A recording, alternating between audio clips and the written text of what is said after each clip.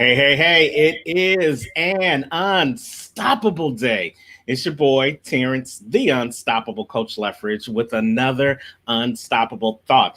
And no, it is not it's not a gratitude 30-day video challenge because we finished those 30 days. We got up to Thanksgiving and we were so grateful to be able to do those 30 videos in 30 days. But guess what? We got such a enormous response to those videos that we just decided here at Unstoppable Thoughts that we are going to extend it even further because we've got some great guests that have some great gratitude stories that they want to share with us and share with you. So we couldn't just stop it right there. I'm your host, Terrence, the Unstoppable Coach Leffridge, host of Unstoppable Coaching Services and the Unstoppable Thought Show, and gratitude. Gratitude, our whole goal was to do 30 days of video so that you could get an attitude of gratitude in your own life. So you could stop focusing on those things that you didn't have, or those things that you couldn't have, or those things that you wanted but haven't made a way to get yet, and focus more on those things that you do have and those things that you are able to do instead of those things that are stopping you. We did it for 30 days and now we're going to run it even longer into the Christmas holiday season because, as we all know, Thanksgiving shouldn't just be one day out of the year. You should be thankful and grateful, and you have something thankful and grateful inside of you each and every day. So, as you know, sometimes I would come on and I would just do a gratitude story of my own, but I even loved it more when we had a guest that was able to come on with us and share their gratitude story. Because I recognize that while my gratitude story may not resonate with you, somebody else's gratitude story may be just the thing you need to tap into your own gratitude story. And today is no different. We have with us our mentor, we have with us a powerful facilitator, and we have with us one of my black belt speaker brothers, none other than Mr. Corey Fox. Hey, Corey, how are you, Hey, sir? I'm doing great. How you doing? Man, I'm unstoppable. Thank you for asking. More importantly, I'm thankful and I'm grateful that you reached out to me after seeing some of these gratitude stories and you said that you wanted to share your gratitude story. And so here we are today. Take a couple of seconds and introduce yourself to the Unstoppable Thoughts family and let them know who you are. Good morning, everyone. My name is Corey Fox, and I'm from Topeka, Kansas. And I'm very thankful. As we always thankful for our kids and for our family. But I'm gonna take time, and I'm very thankful for a second chance at life. Second chance at life. Second chances. Because there was a point in my life where I wasn't always at my best, and I wasn't doing the things that I was supposed to be doing. And my life just seemed like it was just crumbling down. So when I just finally surrendered myself to God and allowed Him to take over my life, and for me just to be obedient to Him, and He gave me this second chance of life to do what I was supposed to do and what I was my purpose here and what I was created here on this earth to do. So now that I'm doing that, man, that's the most grateful, the most precious, and the most gratitude thing I can do is just give back to people and change lives and speak life into a dead situation in other people's lives. Because I was once dead in my life at one point in time. So I'm Wow. just grateful and thankful for a second chance at life that God has given me. Lord. Thank you, Jesus, for that. You know what, you guys, you better go grab your tissue because I think this is going to be an emotional one, to say the least. Grateful for the second chances. Not many people get to have a second chance, especially at life. We're only guaranteed one go around on this thing.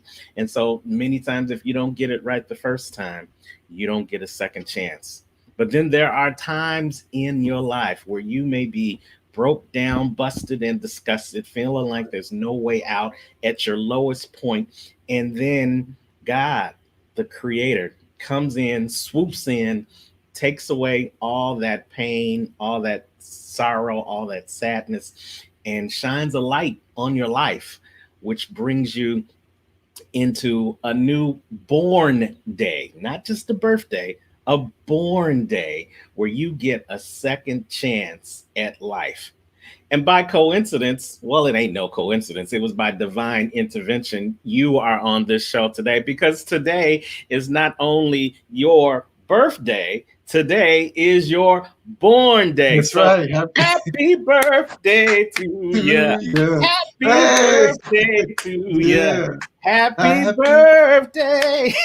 Yeah. Thank you. Thank you. Thank you. What does it mean to you to celebrate a life of second chances, especially on your born day? It just means so much that like I said, I'm able to enjoy this day and to live to see 51 after all that I've been through. And my life was no peaches and cream, or it was a hard road and a hard journey. So for me to be sitting here today and able to tell you where I came from, and then now where I'm at and where I'm headed, that's the greatest feeling in the world. So not only are you looking at somebody who came through a rough journey, is that you're looking at someone who made it through, and that can give you some inspiration and maybe say, hey, no matter what I'm going through, and if God did it for him, then he's no respecter person. He can also do it for me too. So hold your head up high. Hold your head up high. Absolutely. Absolutely. Now, we can't let you get away and just celebrate the born day without really telling people what you have been through, because what you've been through makes you grateful today for having come through it and having a second chance at life, right? Right, yes, sir. So just give us a little bit, because I know you got some great things coming around the horizon that's going to give people more insight into what you went through. But just give us a little snippet of some things that you have gone through that make you grateful for this born day today. Just by me, just growing up, I was one of the kids. Many of us, some of us, grew up without a dad. I was raised by my grandma, my mom in and out a little bit. They did the best they could. Uh, I just got caught up into the street life a little bit, and was on drugs and alcohol, and mental and physical abuse to women. And I mean, I went through a lot of those things in my life, and I was just angry with myself, and I had a lot of anger built up, and I would take it out on other people, or even take it out on myself, and thought I could find happiness in at the end of a bottle. But I was just as empty as the bottle that I just drank the liquor out of. I Yeah, always say that because I was just that empty and mad. And I was kind of mad because I felt like my mom left me this way, my dad left me this way. But I was determined. I was determined not to leave it for my kids to deal with, or any other kids out here in this generation to deal with. So that's when I just asked God to come into my life and step in and ask him to, what is my purpose here on this earth? And now that I'm doing that, man, that's a great feeling. I'm I just so grateful. I am so grateful. I love it. And we're hanging out with Corey Fox, mentor, facilitator, and black belt speaker here on Gratitude. We're the continuing video challenges talking about gratitude so that you can have an attitude for gratitude Yeah. in your life. Now, Corey, as an accountability coach, the one thing that I always talk about is everybody has this defining moment in their life, a defining moment that can lead to an unstoppable decision if they let it. Now, you talked about you were angry at your parents for your situation. You were angry at the world for your situation. You found temporary solace and satisfaction in a bottle. But then I love how you said you were left just as empty as the bottle that you just drank in those moments. So, what was your defining moment? What was that one thing that really allowed you to turn your world around in a 360-degree way into the person that you are today? I not get emotional, but I started to see myself fall way out of my kid's life a little bit. And it was like, I was just watching that. And I remember how it felt, me being angry because my dad wasn't in my life. And I remember how that felt. And I was like, I had made a promise to God. And I was like, God, if I ever have any kids, that I would never do that to my kids. So when I started to, be out there in the streets, and I had my first son, and I was still out there in the streets a little bit. I was trying to get it together. Then I had another son, and I was trying to still out there in the streets. I got it together, going back and forth. Then I had another kid, and so on and so on. And I just felt myself getting away from them. And I felt that this, they wasn't really looking up to me as a father should be looked up to. And I was like, man, you're doing the same thing that your dad did to you that you were so angry about. Right. And so at that moment, I was like, man, I can't do that because I made a commitment. I made a promise and a pledge to God way back before I had any kids. I didn't have my first son until I was 28 years old. And I remember making that promise to God. So as I seen myself getting deeper and deeper into the streets and into the drugs, into the alcohol, and just not being around my kids like I was supposed to, like I was being around them, but I wasn't being what a dad should be. And I wasn't happy with how I was doing that. So I remember that God brought that promise that I made to him back to me.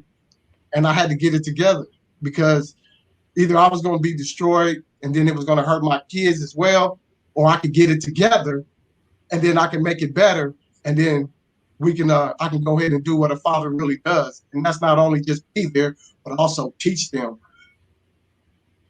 Well, I'm grateful that God reminded you of your pledge to God. And that's how you know when you're in real relationship, because when you're in relationship with someone, they will hold you accountable to the things that you say. They will keep you honest, not only with them, but with yourself. And sometimes we need that type of honesty. We need that kind of in your face conversation to remind us of who we said we were going to be and what we said we're going to do.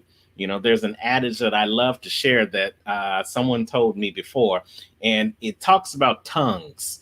And there's two tongues. There's the tongue in your mouth, Corey, and then there's that tongue in your shoe. And the adage goes like this: if the tongue in your mouth isn't matching the tongue in your shoe, why should I listen to you? And that is a powerful message. It basically says, I can hear what you're saying, but I want to also see what you're doing. And if what you're saying isn't matching up with what you're doing, then more times than not, people are not going to listen to you. People are not going to believe you, and people are not going to follow you. And that's important with our lineage, our legacy, our children, because our children are listening to us. But our children are also watching us. They're watching to make sure that what daddy says matches up with what daddy does. They're watching for any inconsistencies. Because just like you became angry because of what your parents, the perception of what your parents did to you, that's the same thing that can happen with your own children. Because if your actions aren't matching up with your conversation, then the relationship's going to be messed up. So I love how you are in that relationship with your heavenly Father, and he has held you accountable to being the person he created you to be. Now, what would you say to other fathers? Because, we like to think that our struggles are within a bubble. It's only happening to us, but nobody else. But there are a lot of other fathers that have had similar situations to you, where their upbringing has set into motion the things that they do as an adult and they do as a father to their own kids. So what would be your message to fathers today about gratitude and about being accountable for their legacy? Just before I answer that, I'm going to say this as well. Like, now, me and my dad that I was angry with so much, that we have a great relationship now. I'm talking about like he's in my life and we have a great relationship. Like I was just talking to him on the phone yesterday. Me and my mom, we have a wonderful relationship, So, and I want to say, I wanted to say that is because it doesn't start with us dads, it starts with us. It starts with us. Like, we don't know what they was going through or what they have went through. We don't know. So we're mad and we don't even know their story. But if we dig deep inside ourselves, okay, well, you know how that felt, you know how that was, and you know what they did or what they didn't do, then look at yourself and say, hey, look, I want to do something different. I want to be different. You know, even though I grew up like that, that doesn't mean that my kids have to grow up like that. That doesn't mean I don't have to repeat that same cycle that my mom and my dad did to me if that was the case in their life. If their dad wasn't there, you don't have to repeat that cycle. You are responsible for you. You have control over your life and your decisions to make those decisions like, well, I'm not going to do that. So I just say, look, well, no matter what you're going through, man up. Just man up and just be that man that you would want for yourself. How you wanted your parents to do with you, just make sure you do that in return to your kids. And don't leave them out there with something to deal with, like anger. Because they're going to deal with it in a different way than you did. And then it might be something dramatically, and then they might not be able to come back from that. So, like I did, just know how that felt. So I love it. Just come back and say, I don't want my kids to feel the same way I felt. Because that's a hurtful feeling. That's hurtful. And then to put that, you feeling that hurt, and then you put that hurt on your kids, you did the same thing that your dad or your mom or your grandfather, whoever was guardian over your life. You know what? I love what you just said, because what you just said, not wanting to have your children to experience the things that you experience, not wanting your children to go through the things that you went through. When we look at those type of things, it comes down to one word, and it comes down to our why. And our why we do things, is a very powerful statement. The why leads to the how leads to the do. And because of your why, you found out what you wanted to do, and now things are falling into place on how you're going to do it. So let's talk about that for a second, because we are celebrating your born day. So what have you been doing differently now that you have walked into your born day, you're walking in your purpose, and you know your why? What kind of things have you been able to accomplish now as a mentor and a facilitator and a black belt speaker? Wow. Hey, look, I'm glad you asked that question, because that's the good part. That's the good stuff. Is that, I'm with an organization called One Heart, and I started off as a volunteer, as a mentor, and they seen the gift that I have that God has given me. And so I moved up to a facilitator. Now I train the mentors that come in. I also train them to facilitate on our 9 core curriculum that we teach on commitment, compassion, self-control, responsibility, integrity. Yeah. We teach those to the youth inside of the JDCs, inside of the jails. I also go to school in Topeka, Kansas, called Avondale West, and I teach it through a class in that school. And so now I'm facilitating, and now I'm training, and then I also went through a 16-week course with Dr. Reuben West and the BBS family. So I also completed that. And I speak at the Boys and Girls Club here in Topeka, Kansas. I'm just doing a lot of things in life that I was already created to do, but I just didn't know it yet. But I had to believe in myself. I had to change my belief that, hey, look, like, I am somebody. And that's what I want to tell y'all guys. Like, y'all are somebody. What happened to you in your life, don't let that define you. And the only way that you're going to know your purpose in life is that you have to go back to the one who created you. And I want to say this too, Terrence. I want to say this real quick. And to go back to the person, for the one who created you, it's like if you had a car and you take it to a Ford and you take it to the dealership, and they're the only ones that can fix that car. But if you take it to a shade tree mechanic, they say, man, I can't fix that. You got to take that to the dealer. Why you got to take it to the dealer? Because the dealer has the parts, and they know they manufactured, they made the part. So they know what it's going to take to fix that car. That's just like with your life. God created you for a specific reason. So he created you. So if you want to know why you're here and what your purpose is and what you was created for, you got to go back to the one that created you. Who purposed you to be here in your mama's womb from the beginning. And if you don't do that, then you're just going to be trying to go out here and find your purpose, and you're thinking that money, cars, a house, and all that's going to give you what your desires of your heart and what you're looking for. But my question to you is, what you going to do after that? After you get the big house, after you get the money, after you get the car. If you haven't dealt with your mental real estate, as Mike Freeland would say, your mental real estate, then if you're not renewing your mind and going back to the creator, the one who created you, then you're just going to be spinning your wheels. And then you're going to get deeper and deeper and deeper and deeper into a situation until you like me, and then you're going to have to look up, because that's the only way you're going to look is up. And now you're going to cry out and ask God to come into your life and into your heart and renew your mind. And that's what I had to do. That's what worked for me, is believing that God created me for a specific reason. And now that I know what gift that he gave me and my purpose here, man, it feels great doing it. It feels great doing it. And man, feeling. It is written all over your face. And I love and that you shared your story. I'm grateful that you decided to come on and share your story. Here's the thing I know. When here at Unstoppable Coaching, we believe in the last four letters of that word, the ABLE. And here's why. Because we know that you have the ability to overcome all of your circumstances, as long as you believe that you are able to. And here's the other thing.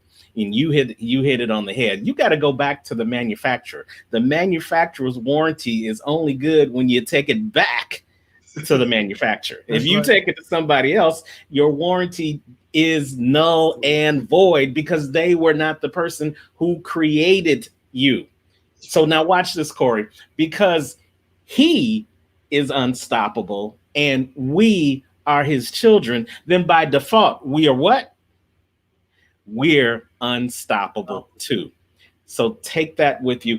But the important thing is you've got to realize that you've got to live a life of service. You've got to live a life walking in what you were created to do.